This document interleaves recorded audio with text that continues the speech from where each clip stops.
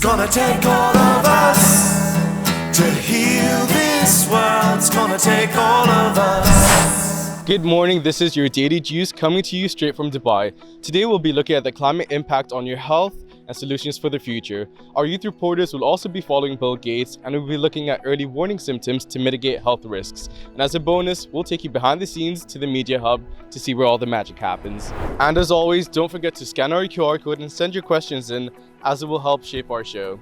Now let's go check it out.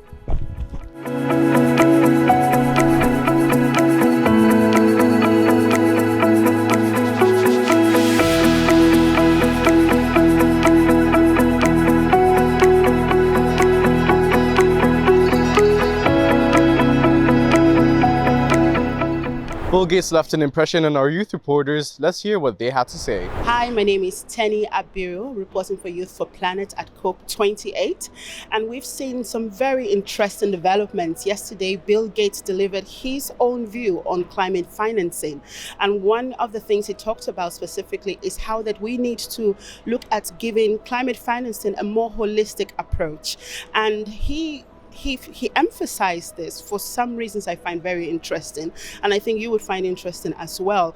And the emphasis is basically how that agriculture is very key to human survival. A lot of communities in sub-Saharan Africa and South Asia have been devastated by climate change. What this essentially means is that people are going hungry. Communities are being devastated by climate change. The weather is no longer predictable.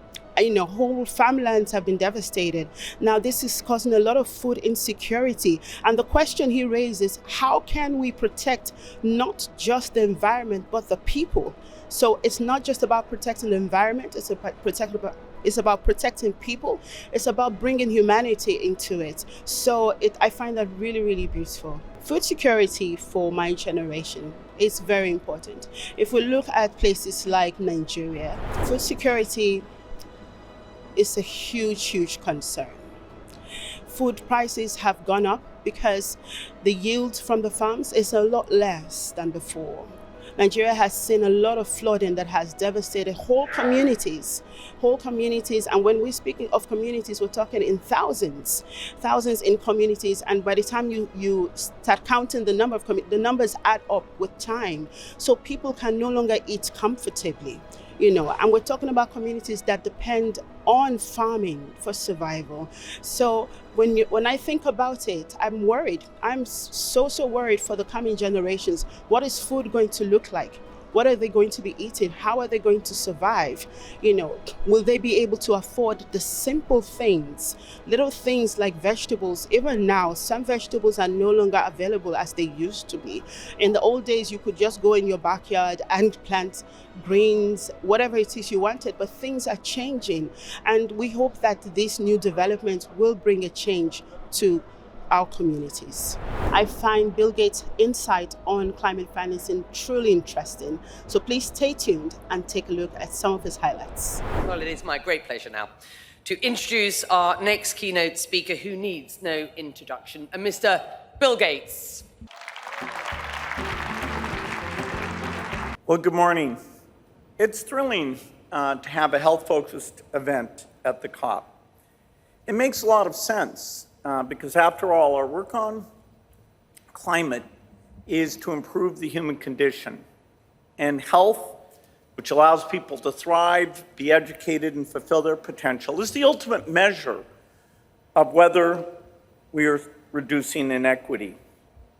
Nobody would be better off in a world with fewer carbon emissions, where we're reducing our interventions to reduce illness, starvation, and death. The reason that climate affects health are multiple. We have vector-borne diseases showing up in places that they never did before. For example, African cities that are at altitudes that mosquitoes didn't thrive at the past. The higher temperatures are changing that. When we have flood events, we see not only do mosquitoes thrive, but we also have diarrheal diseases showing up.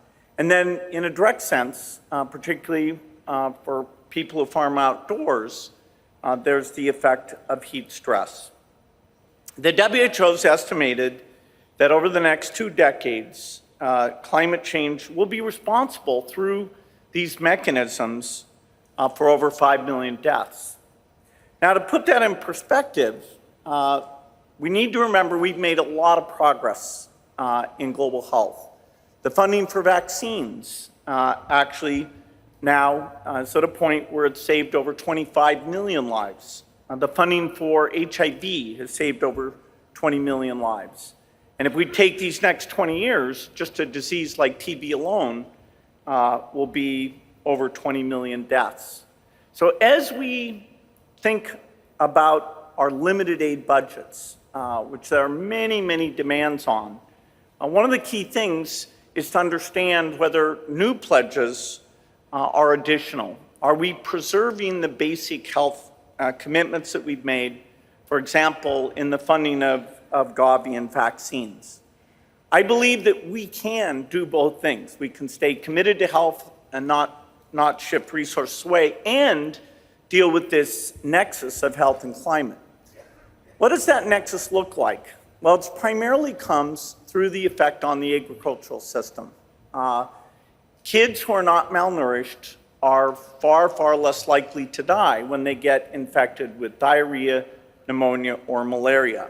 And so it's through crop failure and worse nutrition that we see potentially in some areas a reversal of the incredible progress we've made cutting childhood deaths in half. Now, on the first day of COP, it was fantastic. We had commitments about food systems and agricultural innovation. So having crops that are both more productive and can deal with these temperature increases and getting more information and credit and advice to farmers will be a major offset. So here we see that health, agriculture, and climate are very much tied together. When we think about something like malaria, our goal as a world has to be ambitious there as well. We should want to eradicate malaria. The climate challenge, for example, the floods in Pakistan led to thousands of additional malaria deaths there, just to underscore the need to get going on getting rid of malaria. We have new tools that are at the lab level that decimate mosquito populations. There's a lot of work to be done, which will be led by scientists from all over the world, particularly African scientists, to make sure these are ready to be deployed.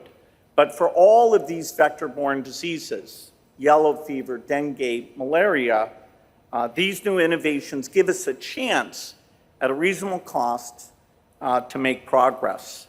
And so that dream that even in the face of climate, by investing in these health interventions, not letting that be pushed off to the side, and by doubling down on the CG system, we can make progress.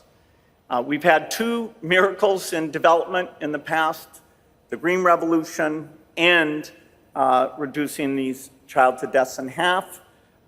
We can take the lessons from those, add our climate investments, and continue to make progress. Thank you.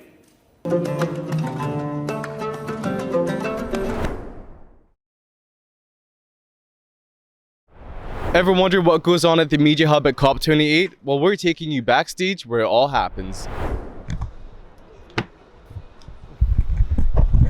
Hello, we are right now in the media centre, the media frenzy of journalists from all around the world who've come here to report on what's happening inside there.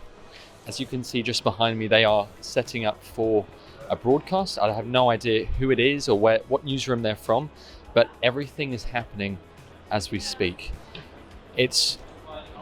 When I look around, there's always something to look at. There's an interview going on over there. There's journalists writing up for a story over there. There's people desperately investigating and securing interviews and trying to work out what's happening. Yeah.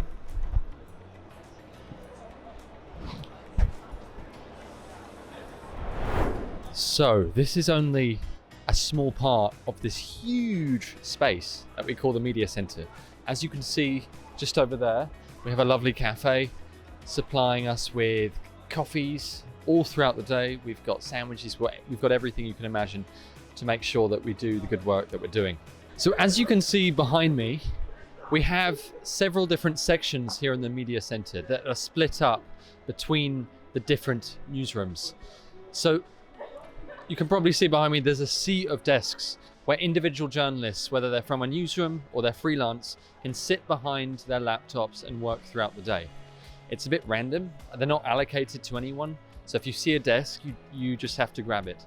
And then behind that, which is where we're based as well, we have everyone from the New York Times, we have the Washington Post, we have the Independent, we have the Financial Times, we have Der Spiegel, we have Die Zeit, we have the Guardian, we have everyone here in their booths reporting day and night so that what's happening here is told to the world.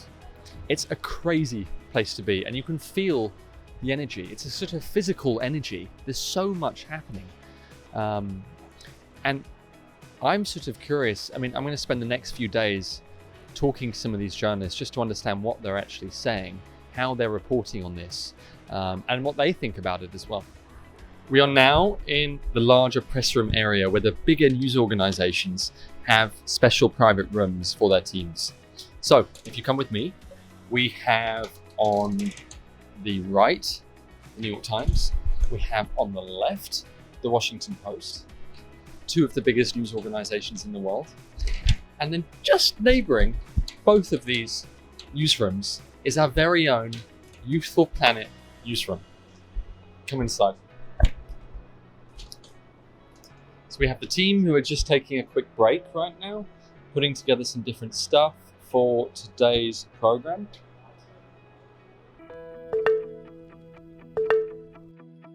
Google is leading in innovation when it comes to predetermining the impact of climate on health. Our youth reporters got to check it out.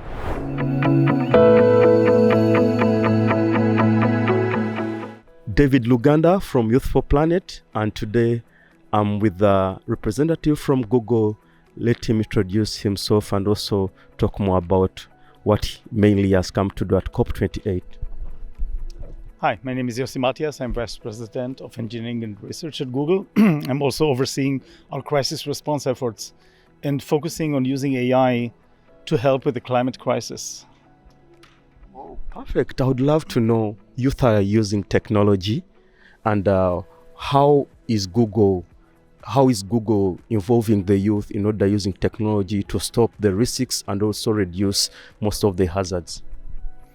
So, well, let's start saying the youth is the future, of course. So I think that when we talk about the climate crisis, obviously one thing that everybody is saying, and rightfully so, is that actually it's our responsibility to keep a better planet for the next generation. But I think youth is also an important part of the solution, because in just a few years, those youth are going to be the ones driving many of the technology solutions and the messaging and the behavior that we're going to have as a global public. So I think that youth has a huge important role to play here. And one thing that I think is fascinating in today's technology is that in just a few years, a person can learn and to use AI and other technologies in a way that can actually help solve problems. And our experience has been that I was talking about how we're using AI to help solve flood forecasting, which is one of the most, natural disasters that are impacting many people. And it seemed impossible just a few years ago, and now actually we have a solution in place. Similarly, we're using AI to help with climate, mitigation of climate warming. And there are so many ideas and possibilities out there, and ideas can come from everyone. So I think that the opportunity for the future is determined by the youth who is going to really engage and be part of the solution. Youth must be part of the solution. That's your message today. But I would love to know more, and other colleagues to know, what is the message for the youth mainly at COP28, because they need to know what Google has come with at COP28. So I'm very optimistic about the potential of using technology to help address part of the solution. Recently, we published a report with the Boston Consulting Group showing that AI can help with 5 to 10% of the mitigation of of global warming. So I think that the overall message is that everybody, it needs to be all hands on deck. Everybody should be working together in order to be part of the solution. And the reason we're here, along with everybody else, is to see how we can work better together to be part of the solution. I think we owe it to the youth. We owe it to the planet. We owe it to the youth, we owe it to the planet. And also, how is Google reducing the climate risk? And also, you can give an example of the Greater Horn of Africa where you're working, and also mainly on that. Yeah, so first, we're privileged to have a team in Africa, in Accra and in Nairobi, who are using AI in order to solve societal problems, and in particular in the climate crisis era, both for Africa and the world. Now, there are so many problems that need to be solved, anything from helping with flood forecasting, to predicting weather, to food security, to air quality, and to even understanding where disaster occurs. And of course, to see if we can use AI in order to reduce the global warming. For example, we found out that we could use AI in order to have a better scheduling of traffic light. It appears something that is obviously everybody would like to have a, less waiting time in intersections in crowded areas. It turns out that those traffic jams in intersections are contributing 29 times more carbon emission than in the open road. And if we can just reduce a little bit some of that jam, it would actually reduce quite a bit the carbon emission and global warming. Turns out that with AI, we can now actually reduce by 10% the carbon emission in those intersections. So this is an example for a solution that just a couple of years ago, nobody thought about it. And therefore, the question in my mind is, what other opportunities do we have to use technologies to actually solve such problems? So we're trying to do our share using AI and then also making information available to everybody. My last question to you is the 1.5 limit temperature in order to reduce the global warming, and you have elaborated more on that. I want to see how Google also, maybe you can throw more light on that, how Google has a plan for this, and also to implement the Paris Agreement, which is 6 years to go, and what are the future for Google? We know AI is there, but we also need more about that. Yeah, it's a great question. So Google was one of the first companies actually to make a commitment towards sustainability many years ago, to be the first one to be carbon neutral. In fact, made a commitment to be carbon zero in just a few years, and also contribute a lot to the reduction in carbon emission worldwide. Now we're doing it in our own operations. So we're aiming to be net zero in the sense that anywhere, anytime, our contribution to carbon emission is actually zero or less. But we're also doing that by developing technologies. Since we are an AI company and we have technologies, we're using it in order to develop technologies that can actually reduce the carbon emission globally. So traffic light optimization, even reducing carbon emission during flights. Turns out that we can use AI in actually reducing the amount of those contrails that are behind airplanes that are big contributors to global warming, or looking into other ways to actually contribute to society. And of course, because we have so many users to Google, anywhere we can actually help out people behave in a way that would reduce carbon emission is something that we're trying to do. And a good example is when people navigate when they are driving, by providing them with what we call eco-friendly routing, which essentially is a different route that will take you to the same place at about the same time, but actually would would emit less carbon. It's an example where we actually help people to take action that is actually going to contribute to less carbon emission. And we're constantly looking into ways we can use by educating, communicating, providing information, and in any shape or form that we're doing. And by the way, if anybody has more ideas, happy, of course, to always hear those ideas and see, because innovation can come from so many different places. In fact, we are working with hundreds of startups in the area of sustainable development goals, where many of them are coming with very novel ideas, and we're trying to give our support to these startups because, again, it's really about all hands on deck, about everybody working together towards solving these problems. Thank you so much. I'm David from Youth4Planet, and today we have had more insights about what Google is doing, the role of AI, the role of technology. So we are very happy to see that at COP28, Google is representing over 9 billion people subscribing, they are searching, and everyone uses Google. If you are not using Google, if you are not using AI, you are missing out.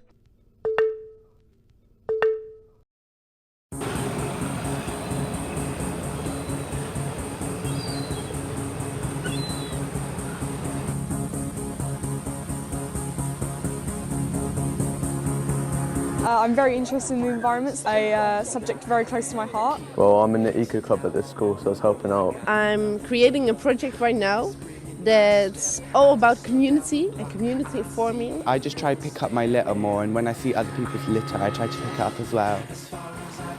Everyone plays a role in saving the planet because it's our planet. Really nice project that you guys are doing here. And I would just like to say our whole class finds it very interesting how that there's a bike being powered by the sun. So why hasn't this done before? Why has this not been created before? And why are we now just starting about it?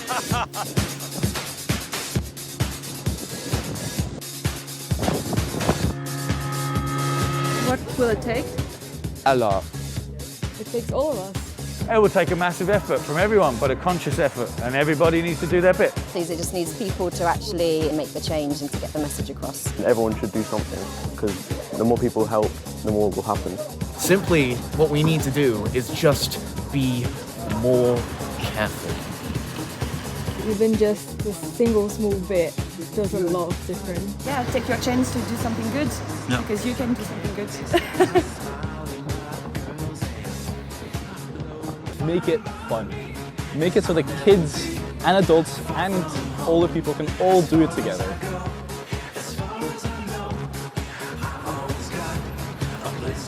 The director of the Global Youth Choir is here in Dubai at COP28 rehearsing with kids from all around the world. Let's check it out. Here I am at COP28. I'm so happy to be here and incredibly excited to be at this Climate Action Summit.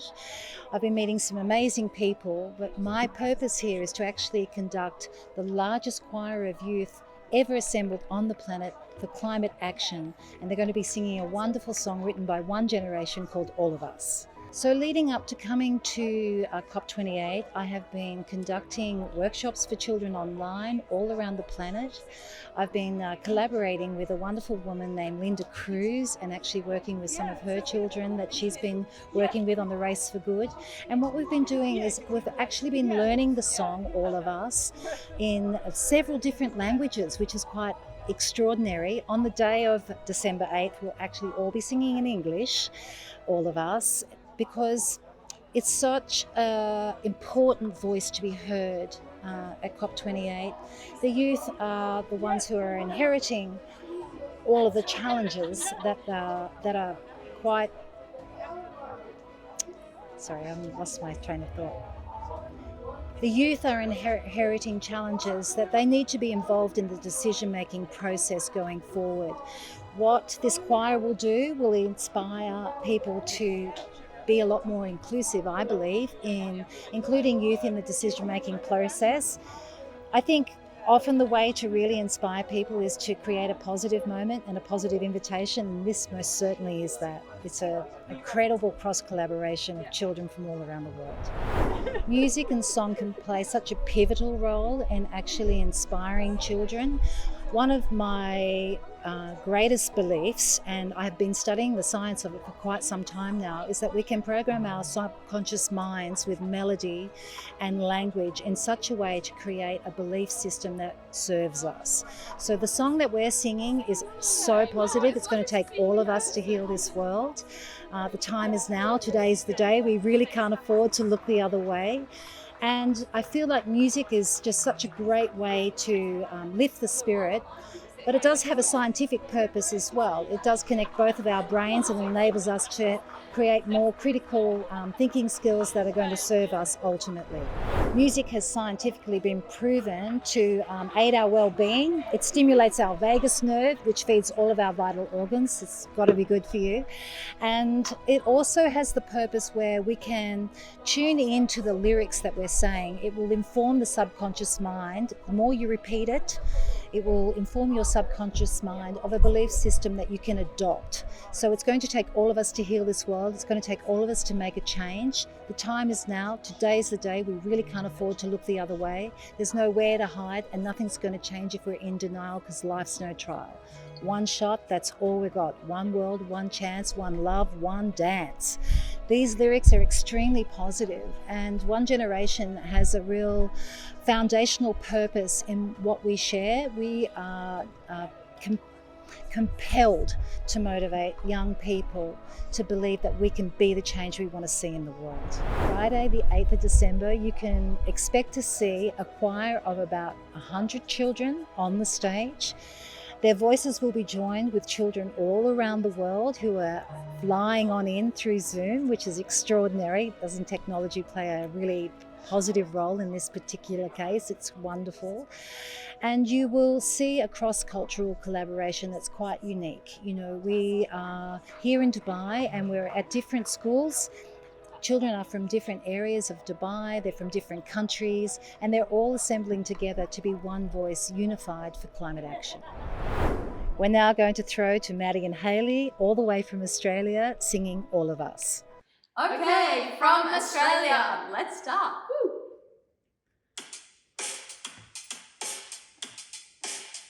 It's gonna take all of us to heal this world. It's gonna take all of us to make a change. All of us can heal this world. It's gonna take all of us to make so many distractions in the world today, filling up our mind just to look the other way. Everyone's trying just to get ahead, but at the cost of the planet, yeah, she's in the red. So stand up and shout out, cause all it's gonna just fade away. Everyone's not the only way. You are the key who can make the change. All of us to heal this world. It's gonna take all of us to make a change. All of us can heal this world. It's gonna take all of us to make a change. We live in a little world right now. Believe we have the ultimate power. Small children's voices hear them loud and clear. Feeling the love, they don't know fear. Let's embrace what we're all born with. The power to love, the power to give. Be it one with the mother, one with everything. Come on, good people, let me hear you It's gonna take all of us to heal this world. It's gonna take all of us to make a change. All of us can heal this world. It's gonna take all of us to make a change. For me and you, your brother and your sister to change. Change. For me and you, your brother and your sister to change. For me and you, your brother and your sister to. The time is now. Today's the day. We really can't afford to look the other way. There's nowhere to hide. Nothing's gonna change if we're in denial. This life's no trial. One shot, that's all we got. One more, one chance, one love, one dance. It's gonna take all of us to heal this world. It's gonna take all of us to make a change. All of us can heal this world. It's gonna take all of us.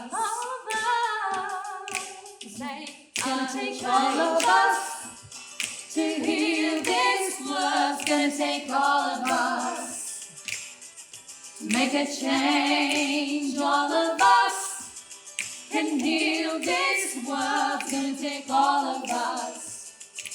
All of us living in the world. Woo! Well, guys, that is it from us today. Thank you so much for joining us at the Green Zone and also for sending your questions in. As always, it helps us shape our show and we do appreciate it. Scan the QR code and send your questions in for tomorrow's show. And don't forget that it's going to take all of us because we don't have time. It's gonna take all of